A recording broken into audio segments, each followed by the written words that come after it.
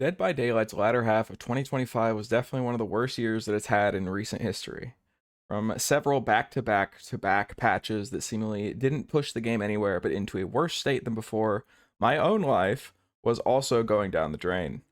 This video is going to be an update video, more or less telling you about the worst month of my life to date. Pre-warning, I'm going to cover a lot of heavy stuff during this video, so if that isn't your cup of tea, I'd recommend taking a look at the screen right now for content warnings with the timestamp for all that stuff, or just click off entirely. All right, we good?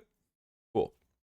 Let's wind back the clock to November of 2025, a month that started off relatively normally and ended up as the worst month of my life. The first week of November was normal. Good, even. Coming directly off the heels of October, which was a fantastic month. I got to meet dozens of my peers when I attended TwitchCon, which were easily the best few days of my life in a relatively long while. Fast forward a couple of weeks back to November, on the 9th of the month, I get a text from my dad. He lives in Switzerland, and I love him a lot, but I don't get to see him as often as I'd like because of the distance thing. This text said that he had had not one, but two ischemic multicerebral strokes. When I'm not using big words, that means that these strokes were bad. These caused multiple small brain injuries in the cerebellum area, and after about 12 hours in the emergency room with nausea, vomiting, and the loss of the ability to move and speak, he was transferred to the strict observation area, which he then came out of 12 hours later. He was undergoing tests, treatments, and of course, being watched like a hawk in one of the best hospitals in Switzerland. My dad sent me a text specifically about his experience, which maybe made it a bit scarier. I don't know. Strokes are inherently already a scary experience based off of the idea of it, but the text, while it helped to have more detail, it kind of enhanced like the fear part of it for me. The doctors were optimistic about my dad's recovery. He was conscious, he regained his movement and speaking capabilities, and has since recovered, thankfully. But at the time, this was terrifying. I love my dad, of course, so this was hitting me kind of hard when my relationship with him is one where I can't see him as often as I want to because of the him living in Europe part and me living in the United States. Just a little bit far away. I'm glad he's okay now, but on top of this, he had to get another surgery for his hip, which he also ended up recovering just fine from, but like, wow, dude. This was on November 9th. And that's just the first of 6 things in the month of November. So let's continue. I live with my mom, the economy, and all that. Whatever. You know how it is. I'm not incredibly close with either side of my family, not for any specific reason or anything. There just hasn't been much of a connection, so we really only see each other at weddings and funerals. So I do have to specify that my grandmother on my mom's side was getting sick, and this was affecting my mom a lot more than it was me. And putting it bluntly, she's not very good at handling stress. So I caught a lot of flack or short temper, what have you. To an extent, I get it, seeing as my dad could have, died previously at the time, but it still kind of sucked timing wise.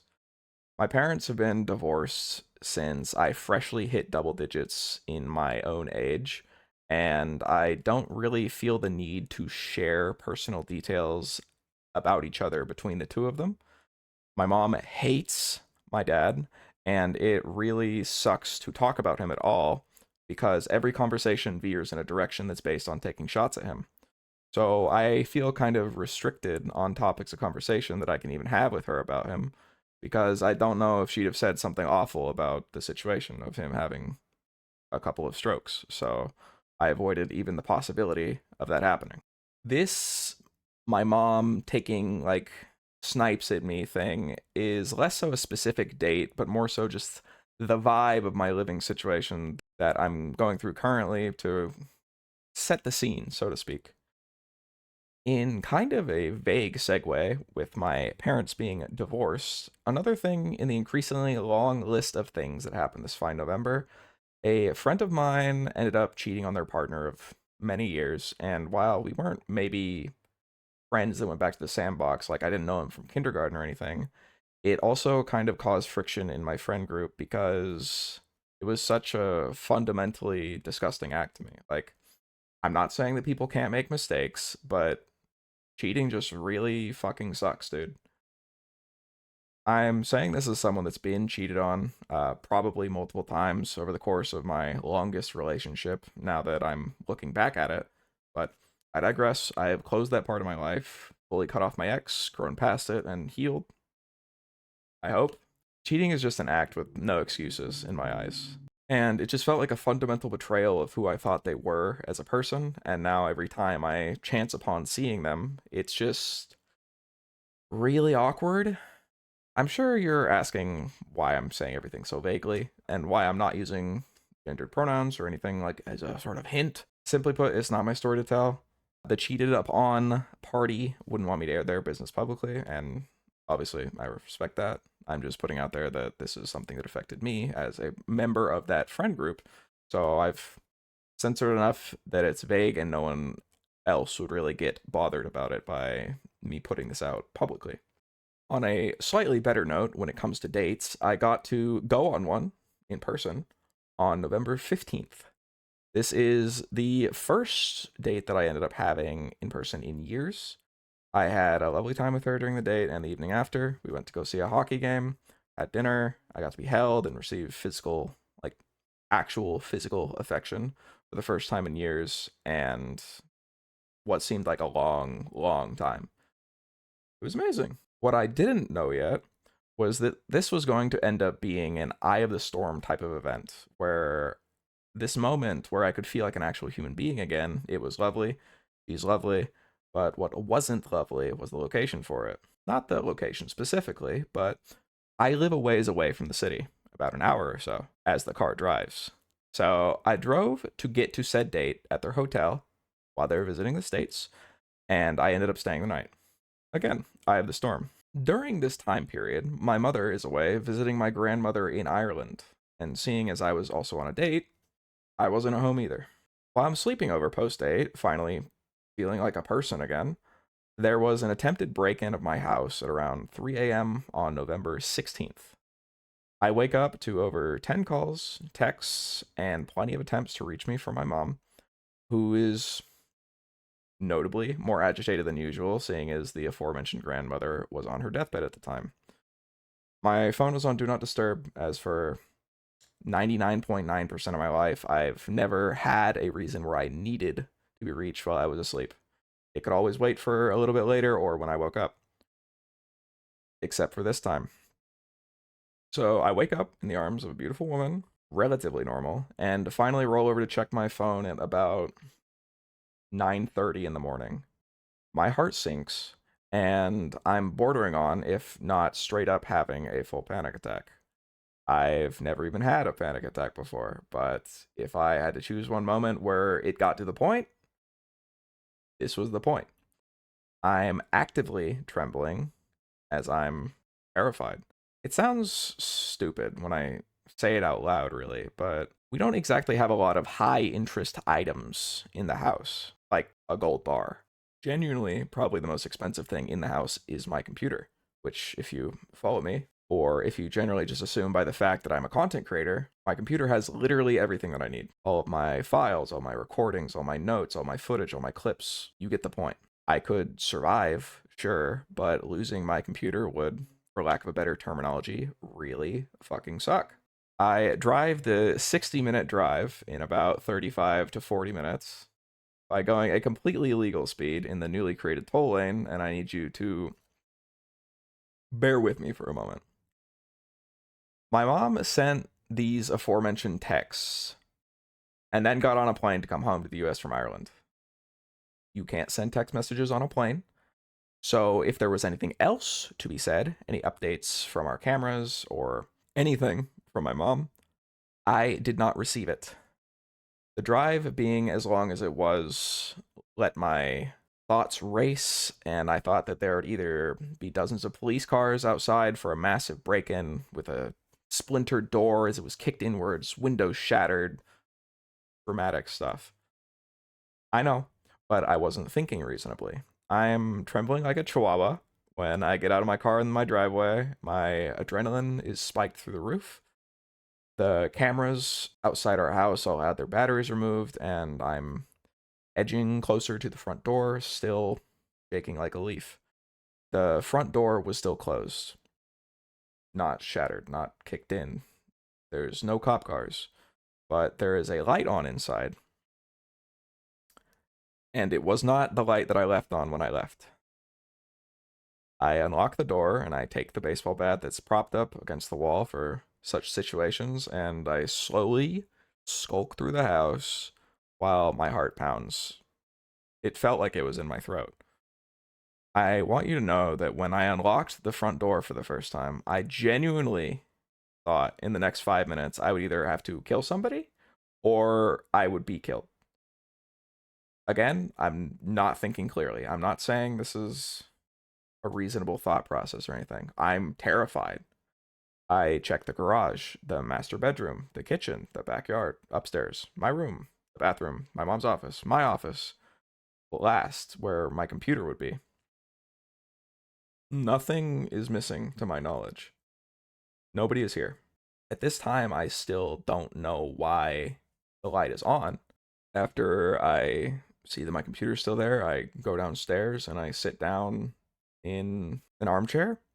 I'm called by the alarm company, and while I'm blubbering in tears, still scared out of my mind, they said that they were calling to confirm that I was the one that recently opened the front door, and then they hang up on me while I'm crying. This was genuinely so insane to me that I could like feel myself sober up a little bit to the point where I could at least function. The fuck? I called the police, who I learned had already been called and been to the house. I found out that the light was on because our neighbor across the road had given the number to the pin pad to the garage to the police so that they could go in via the code and sweep the house. They just forgot to turn off the light. I even later found out that there was footage of the thieves, or attempted thieves, that I came to find out, fucking with the cameras, removing the batteries, ding dong ditching the house a couple of times to see if it was worthy of being broken into, but they never even made it in the house. But I don't get to know this for a while, as the officers that came by have to, wake up because it was 3 a.m. So if they came by late at night, they would be night shift and then just another waiting game. That really fucking sucked. I just kind of got to tremble in an armchair for a couple of hours, and it was terrible. I've never felt unsafe in my house, but it felt like while I sat there in the living room, someone would leap through the window at any second. I felt paranoid. I felt scared out of my mind. And I still had to get my mom from the airport later that night of the 16th. And yes, she was also kind of being rude on the way home, which I understand due to the circumstances of her mother, but fuck, dude. Midday of the 16th, while I'm trembling, feeling incredibly unsafe in my home, my future partner, the woman I was on a date with on the 15th, ended up coming by to comfort me after all the events that had been going on. I just felt like such a fucking idiot the entire time because I'm not great with my emotions, but he makes me feel safe. Brought me flowers, something I've never had before, and a bag of Sour Punch Bites, my favorite candy, and basically just held me and talked with me the entire time so I wouldn't be stuck in my own head. I just think I kind of suck sometimes. Maybe I don't quite believe in myself, but still feeling safe and cherished and appreciated and cared for while quite literally at my lowest was like a switch clicking for me in my head because Horcerloredrop time, my longest relationship, the one I mentioned offhand before, was also long distance. And it started when I was 10 to 13. And it lasted on and off again for something like a decade. I got dumped. I took her back. And that happened more times than I can count, at least 5, because I had such a lack of respect for myself. And that relationship kind of poisoned even the idea of long distance relationships. But this new one was the first person that I've even considered trying again with. So we're together now, and my past experiences with relationships, I guess, have been a major part of why I struggle with even trying to do relationships, as I get hurt a lot every time. Maybe it's a little corny, but there's this really good Liam Neeson quote about love that I like, where he says that everyone says love hurts, but that is not true. Loneliness hurts, rejection hurts, losing someone hurts, envy hurts. Everyone gets these things confused with love, but in reality, love is the only thing in the world that covers up all pain and makes someone feel wonderful again. Love is the only thing in this world that does not hurt. And I think that's really nice. But I'm just trying really hard to not self sabotage, because while this specific thing is the best thing that's happened to me in a while, the timing is not perfect, you know? But the time will pass regardless. So there we go. Sort of an abrupt transition, but I bought a gun. After the attempted break in, this was the first time that I genuinely felt unsafe in my home, any home that I've ever lived in. I asked my friend in the military for a recommendation, and after that recommendation from the friend, I did all my research beforehand. You know, wanting to be a responsible gun owner, I compared and contrasted makes, models, types, safety tips, and then I eventually went down to my local gun store and bought it. I didn't get it there. They did have to, like, run a background check as very basic gun safety. But I'm taking classes, I'm watching videos to learn how to clean it. I bought a safe for it. I don't keep it loaded. And overall, I'm doing my best to be a responsible gun owner. But regardless, it's been a pretty scary time. I never thought I would even hold a gun, let alone buy one, but I genuinely hadn't felt safe in my house since the break in. Now I do. You never really know how life is going to go. I never thought I'd be here, owning a firearm. Wild how times change when you least expect them to. Mild cornball moment here, but the brand that my friend recommended to me was Beretta, and I'm a big Resident Evil fan, so I got the Beretta 92 FS, Jill Valentine's handgun. Cornball moment over. On top of all this, I know that numbers are usually down for stuff during the holidays. I'm kind of getting beaten down during this month of November. I was also just kind of feeling like I was never going to make it. I felt like I would never be good at what I had been trying so hard to get into. And I was just genuinely disassociating during November. I couldn't really stream. I couldn't afford to go to therapy, a prime example of being an American, and I just felt weak physically, mentally, as a person, as a creator, everything. One of my main pastimes, one of my main hobbies, half of my job as a content creator is streaming. I don't have any problems with streaming, but I pay over $100 a month for the internet from Xfinity. And if you've dealt with this ISP, you can probably tell where this is going to go. Xfinity sucks, and a big part of why it sucks is that I physically cannot stream at the same level I did at the beginning of November because something changed. My stream will randomly freeze, drop, whatever, just because it's getting throttled. My upload is 100 megabytes a second. My download is up to 800. I think it's 1,000 now and 200 upload. It like just got upgraded, allegedly. I haven't streamed since that upgrade because it happened on Friday. So when this is being recorded, I don't know if the internet is working yet, but these are really high numbers for internet speed. I'm not complaining about the supposed number for the speed, but I can't even manage an entire stream without a drop because I'm getting throttled. But back during November, when I didn't have this upgrade, I couldn't even really stream because randomly out of my control, my stream will crash, my viewership will have, and overall, I just kind of felt like I fell off as a streamer when this is the first time I've really felt like a member of the community. I want to succeed so bad, but I'm already struggling. mentally ill, struggling to make content because I don't particularly enjoy editing my own gameplay. And despite enjoying Stranger Things as Vecna on the PTB, it's getting harder to stream the game because of things that frustrate me.